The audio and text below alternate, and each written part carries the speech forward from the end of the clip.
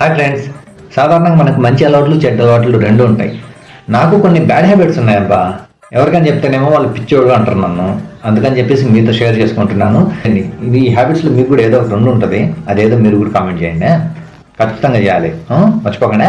Habit 1. రాత్రి bed మీద అలా 5 నిమిషాలు రీల్స్ చూద్దాం అనుకుంటా.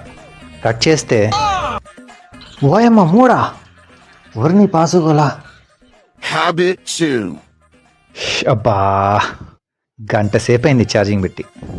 స్విచ్ చేయలే, మర్చిపోయినా. Habit 3. ఎప్పుడో 2 ఏళ్ల క్రితం ఎవడో నన్ను ఏదో అన్నాడని ఇప్పుడు రూమ్లో ఒంటరిగా నడుస్తూ వాడిని మైండ్లోనే కౌంటర్లు ఇస్తూ గొడవ పడుతుంటా.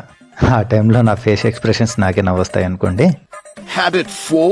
ఫ్రిడ్జ్లో ఏమీ లేదని నాకు తెలుసు, కానీ ప్రతి అరగంటకు ఒకసారి వెళ్ళి ఫ్రిడ్జ్ డోర్ తీసి అందులో అలా చూసి మళ్ళీ క్లోజ్ చేస్తా. ఎందుకో నాకు తెలీదు. Final habit.